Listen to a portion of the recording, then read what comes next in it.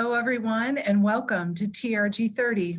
TRG 30, where every other week we're here talking about bold change for our sector's resilience. And today we're talking digital, not just digital, but good digital.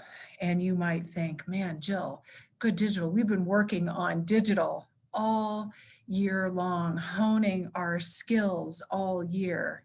We have. And people are coming back now and over the next year. And your database and its management is key. Fuel for this return. Is yours active?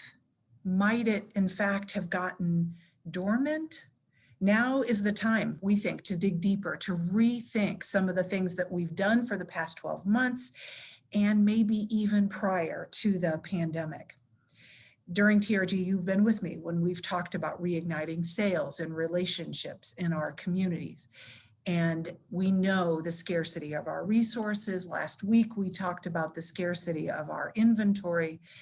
Before the pandemic and our consulting work at TRG, we saw consistent underinvestment in marketing resources. And now it's likely that those budgets and your staff time is going to continue to be, or will continue to be, restricted. So how you allocate your precious time, your precious financial resources, likely needs to change, right? Our guest today is going to talk about digital marketing and communications in that context, good digital, as a part of your invitation to return marketing mix. As always, though, I want to queue up some things for you to be listening to and for. First is this: change.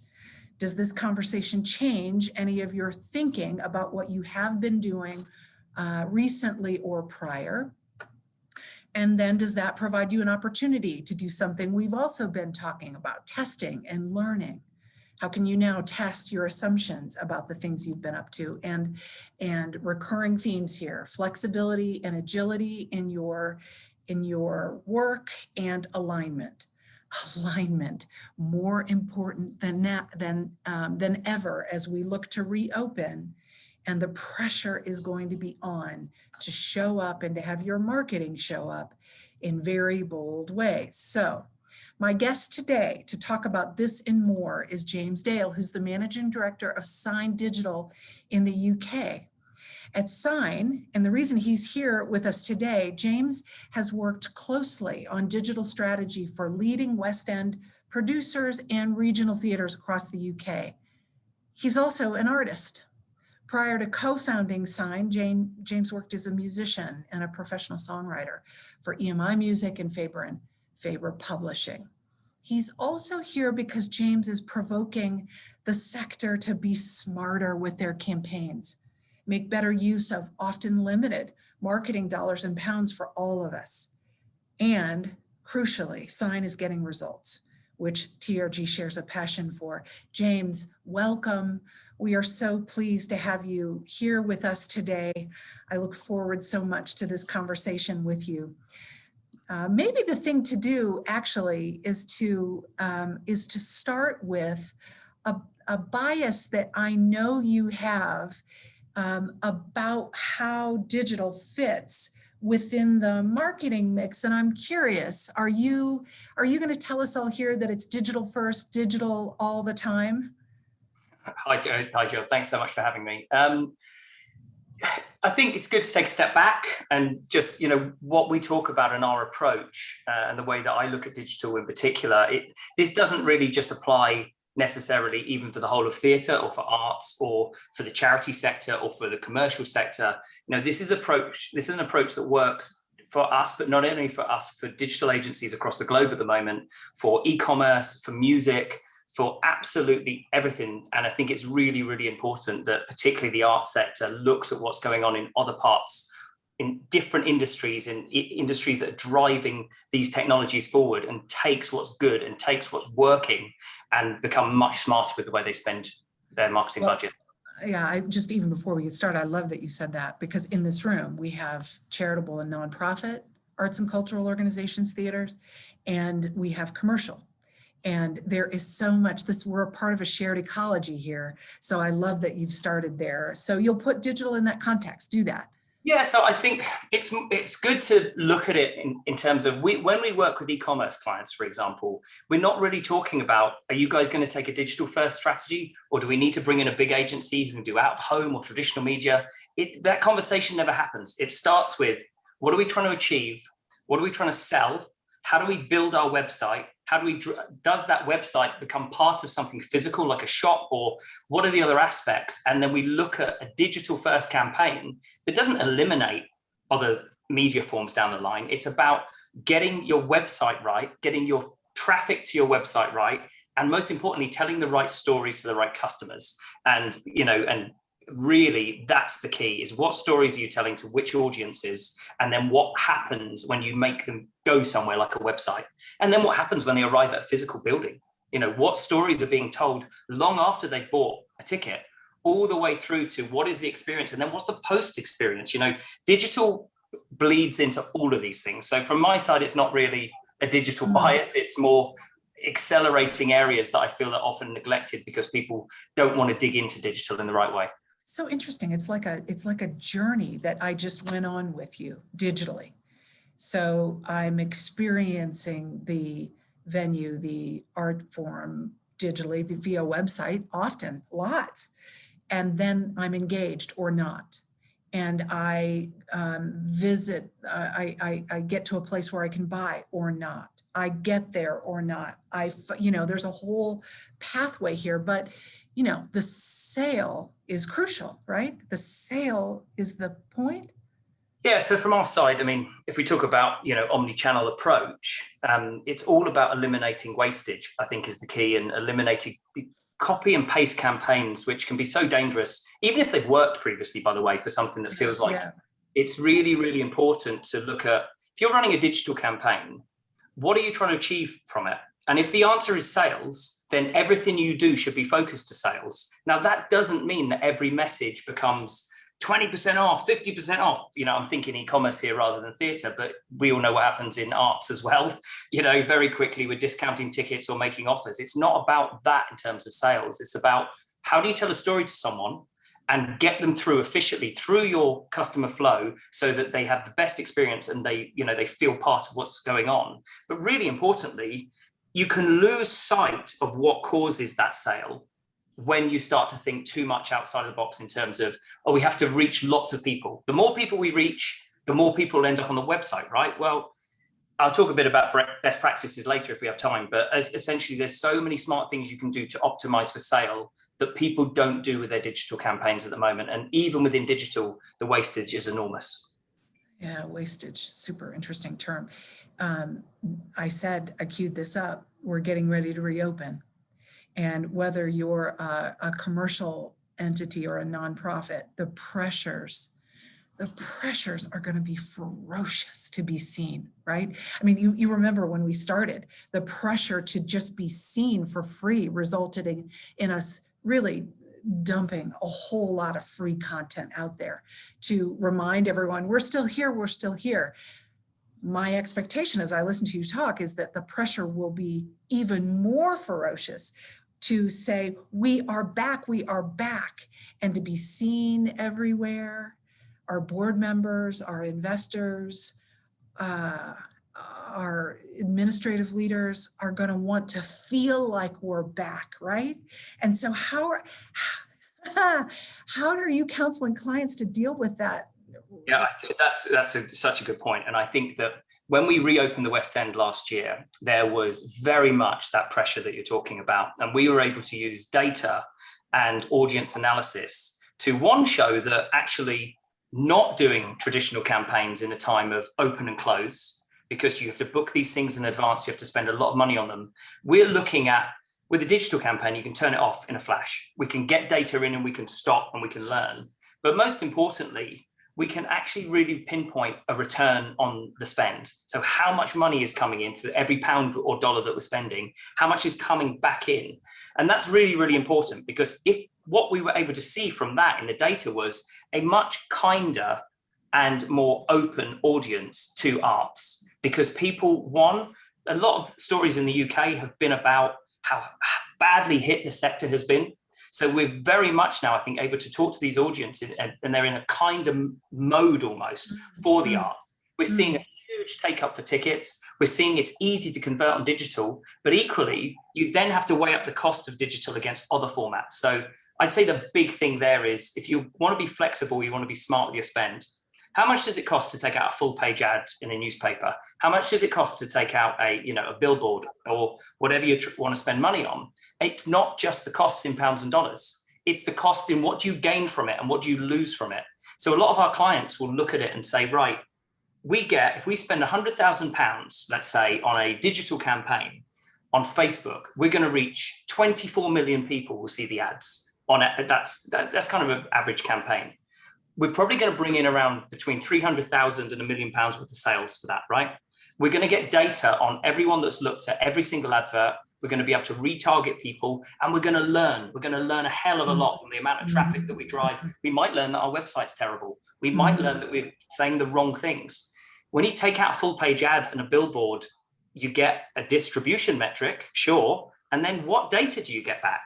Nothing. You don't get anything, and there's no learnings. We can't retarget those people. So for us, it's all about, I'm not saying that you don't take those forms, because physical format, particularly for regional theatres, is so, to have a physical presence on the ground in Broadway or the West End or in a town, so important to have a physical presence, definitely. But at what cost? So you always have to factor that in. Right. There's this database that we are big proponents of.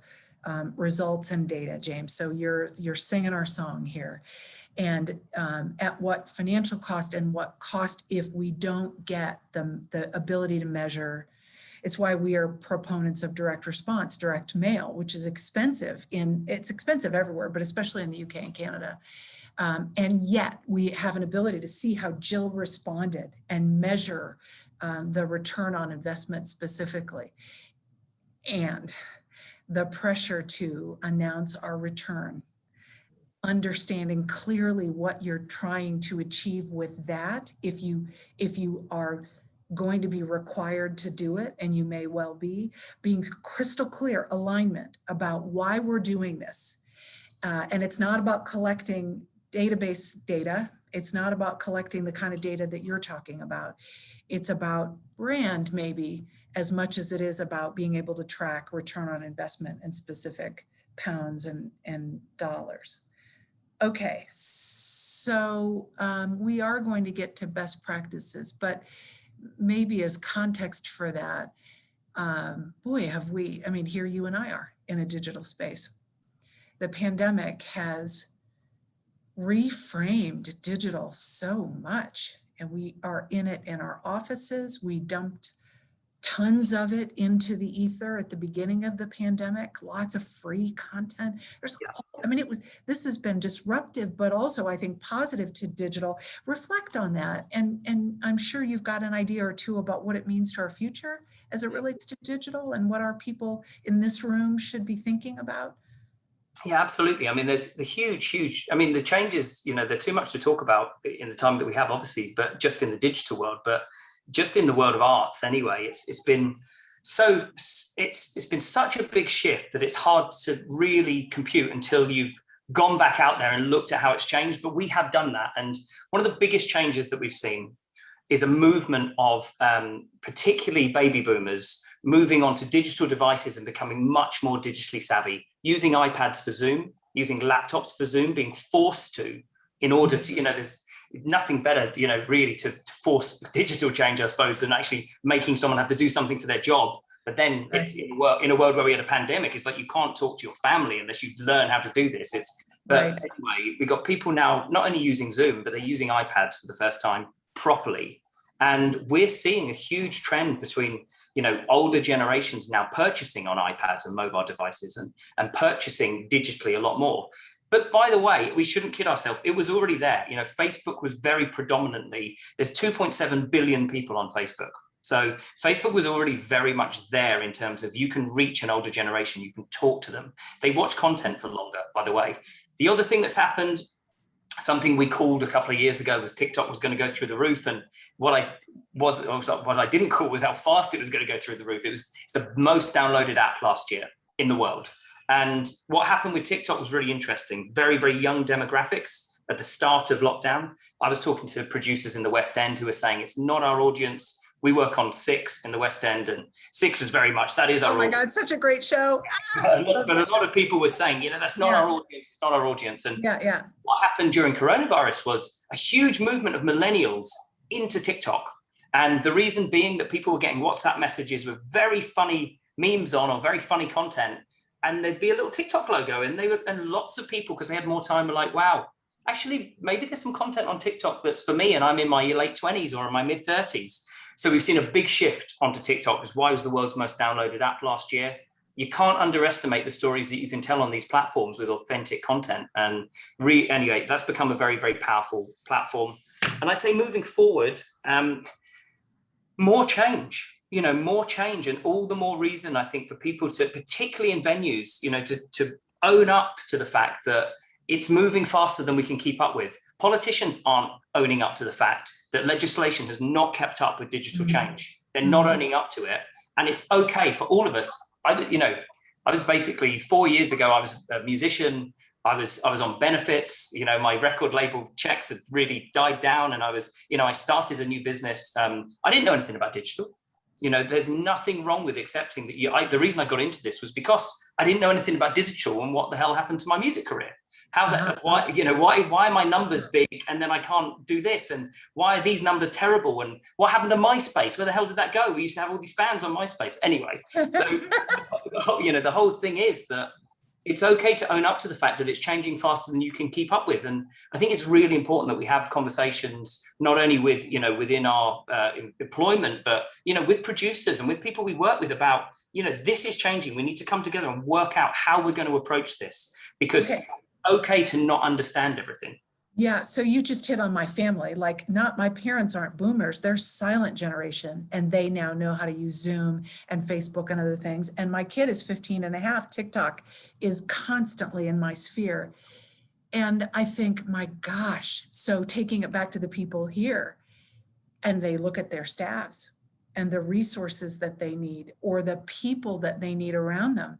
I mean, the importance of digital, and it just can't be overstated, and the need to have expertise or someone who can dedicate the time. I mean, 4 years ago, you said, I'm going to dedicate the time to figure out what the heck was going on. And by being able to do that, you built expertise, and that expertise is going to be needed around our field in arts and culture. I want to ask you another question about I know we want to get to best practices, and this group is going to want to hear them, but I'm so interested in another provoking issue across all of the regions that we work, and that's around finding new audiences and diversity. And how can you use good digital to do that, and how do you measure that? Just, can you give us a 1, 2, 3 about that from your point of view? I mean, huge topic, by the way, Jill. I mean, I spoke an hour about this morning, but essentially, I think take a step back, and the first thing we look at is, well, you can't talk about new audiences if you're not creating art for those audiences. So just, stupid example, if the Royal Opera House in London comes to me and says, why don't more punks come to the Royal Opera House? The first thing you say to them is, are you doing a punk opera? I mean, right. What art are we creating for this audience? So let's not go down the line of, we've done Chekhov with, 7 65-year-old white people, and then talk about where's our diverse audience. We have to create content as a starting point. Now, if you're doing a punk opera, the next thing you need to do is create authentic marketing for a punk audience to make them feel that the Royal Opera House is for them. And by the way, it very much could be. I don't work for the Royal Opera House, but it very much could be. If you went down that, lots of people have done stuff like this. Now, once you get to that stage, 100%, I mean, digital is the best place to tell these stories, because what you can do is you can tell stories to very, very siloed audiences. So we can make audiences based on personality types and based on interest types. And then you can serve specific content that is aimed at that audience just for them, so they can see themselves in the show. Equally, we work with some really big brands that have sort of big legacies, and not just diversity, but also alienation within those groups. You maybe have like a big brand we don't work with Star Wars, but Star Wars is a great example. A family audience who want to see Star Wars, and then a Star Wars super fan. You need very, very different stories that you tell to them that product is for both people. And so, without getting too much into the diversity, issue or specifics, I'd really say that just think of it in those terms. Before you start talking about the diverse audiences that you think you want to talk to, have a real good think about what your art is saying to that audience, and then have a good think about authentic content and serving it to them in a silo that isn't a message that has to suit everybody. We've had this over and over again, particularly in theatre, of the problem with that is it won't sell tickets, because by the time we do the mass message marketing on it, that's too niche. That's for a really diverse audience that they don't come to the theatre. It's just not true. We can create a campaign that appeals to the mass theatre audience to say, you should be coming to see this because it's culturally relevant. And then we can appeal to people who never come to the theatre and say, you should be coming to see this because you understand this world and you'll immerse yourself in it. And we think that you'll really love it. It's for you. Well, digital now, digital has an innate diversity, meaning it can be diverse in the ways that something that's printed or on a billboard or traditional channels just can't be without a ton more expense. We've got to get away from this idea that we need to create a single piece of artwork that appeals to everyone in the world. It's like we have to create bespoke campaigns for bespoke groups, and you can do that with digital. And then, by the way, you see a great return on ad spend with certain groups, and you don't with other groups, and you realize you need to change your content for that group. So it's really important. Right. So Stephen's going to come on, but I'm imagining in people's heads right now, they're going, right, that's good. I can imagine how much I'd have to pay someone like you to do those 8 different messages for my opening production. So how we transition this to the tactical, maybe that's, I don't know if that's the right place to start, Stephen, but I know that's a question I'd have. It feels expensive. Oh, I'm putting myself in the shoes of a marketing director, right? Lovely, James, great. I've got, I'm getting ready to run on the treadmill, which is going to be going faster ever before at the highest gradient possible. Where can I start? Like, where can I start? What could I go out of today, take away 1, 2, 3, that would be an important place to begin my focus? So big one, I'd say, stop thinking about how many people you can reach and impressions. Get that out. That's a byproduct of selling tickets, right? You don't need to worry about that. The main thing that you need to do is make sure that you're speaking to the right people with the right content. And if you work with an agency or you're in-house, you're trying to optimize your campaigns. I mean, if anyone wants to go in this in more detail, I'm happy to do more sessions on this, but don't follow impressions, don't optimize for impressions. You optimize for sales always, and there's very smart ways of doing that. But kind of most importantly, I think we really, in venues in particular, it's really hard when you have like a fast churn of people coming through. If you're receiving or a presenting house, that's difficult. Obviously, if you're a producing house, you have a lot of pressure and lots of different voices about what you should be doing. I know that's a big thing, but it's so important, I think, to start with what do we have and what do we know? And let's use data to have conversations so there's no conflict. So we're not talking to a producer who's coming through saying, why, I've not seen an advert. I've not seen an advert for my show. Where's the big presence for my show? There's no flyers, nothing at the train station. We get away from that, and we need to look at what data do we have. So venues in particular have got the best data out there. If you've got data on people that have seen multiple shows, you can start being smart like Facebook.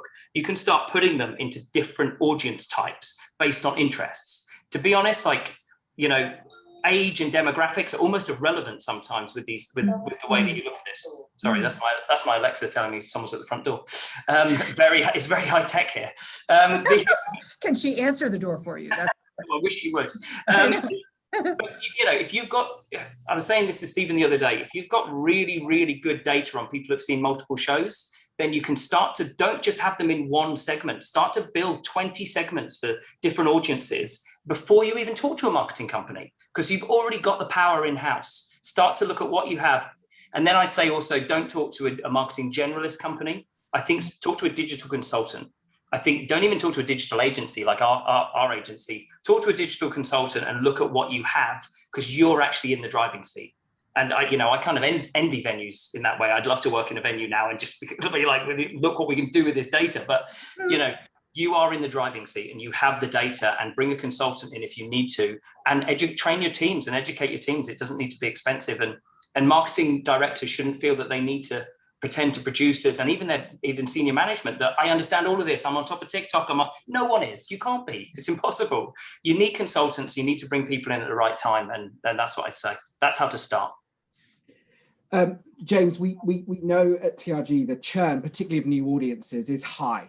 70% of first timers don't come back. We see that consistently. A question here around your punk opera example. If we're making specific content, right person, right product, we go through that effort. Should we have a go at getting the punk fan to the next opera, or is that a waste of time? Well, no, because isn't that the bridge? Isn't that what art does? You know, you might have to produce another thing that's kind of in line. You might have to have something that has some sort of anarchism in it if you're trying to appeal to a punk audience. But no, it's not a waste of time, and it's not a waste of money. And this is where digital comes in. What I was saying before, let's say it used to cost like £120,000 to wrap the Evening Standard in London. You can reach millions of people for £120,000. So why not test that audience again? Why not try and tell a story to that punk audience and get them in and show them the element? Because by the way, isn't that what art is? Isn't it can't you interpret it in many, many, many ways? And don't people watch things and have completely different experiences? So if you're a good storyteller, why can't you bring that audience and retain them? I don't see that should be a problem. Okay, another question. We have a small company, so sometimes the custom audiences I try to create are too small to work through the Facebook Ads Manager. Do you have any suggestions for segmentation when your audience is small? Yeah, really, really good question. It depends on how small the rest of your data is. You can, I don't want to get too technical, but you can, of course, upload your current audiences, let's say for your venue, into Facebook. So if you can get over 1,000 matches, you can create a venue-based custom audience. And I'd say you can then build on top of that audience with some of these interest segments and create lookalikes. That's a good way of going. It's a real battle. You've always got these massive broad audiences, by the way, like theatre is always enough to target as a group, or arts, or, you know, there's segments smaller than that, to be honest, but you can start with a broad one and then cross it over. So eliminate it down until you get an audience that is kind of almost big enough. But again, that's a good question. It's a very technical question to answer properly. So I'd have to go into a lot more detail, but that's kind of the broad answer. Is there's smart ways of doing it. It's about using the bigger audiences and slicing through them. Let's end here, James, with the question around the introduction of iOS 14.5 and changes in Google Analytics. Is there a bow you'd tie in this conversation? What's the impact of those changes going to be? And again, what should we be on the watch out for? I thought we only had 2 minutes, Stephen, but yeah, it's huge impact. Going to be essentially, the main takeaway is you don't need to worry about the details, I'd say, unless you are doing digital advertising. The takeaway is that Google, Facebook, and Google and Facebook are sitting on the biggest data mine ever in history. No one knows more about how the human race responded to a pandemic than Google right now. They know all your hopes and fears, everything that, anonymized, of course, not to scare anyone, but everything that's been typed in during the pandemic about what people were worried about. Google is sitting on unbelievable resources, and it's in danger of becoming a serious monopoly. Facebook is already a monopoly. Apple are trying to break into the monopoly. And what they're all doing is they're creating these barriers to stop enabling each other. And so what's happening is the reason that you might have heard of iOS 14.5 is that Apple are stopping Facebook from their apps talking to each other. And Facebook, if you don't know, has Facebook, Instagram, WhatsApp, and Messenger. And people forget that Messenger is a separate app that has over 1 billion users. So that communication is going to be stopped, and there's a lot to watch out for in the next year with it. It's going to, if you want somewhere to look up social media in China, because that's where we're going towards. We're going towards walled gardens where you do everything within WhatsApp, everything within Facebook. We're going to be selling tickets directly on Facebook within 5 years. Believe me, it's coming. And I bet Amazon will get back into the market eventually. But anyway, maybe we'll have to leave it there. That's a great place to end. Wow. I'm sure there's lots more questions. James, I feel like this isn't the last conversation we're going to have about this with you for sure. As always, trgarts.com is the place to go for past TRG 30s to watch today back. I know I will be. Thank you for being with us. We'll be back in 2 weeks' time. and wish you all the well. Jill, James. James, thank you. More to come. More to come. Thank you.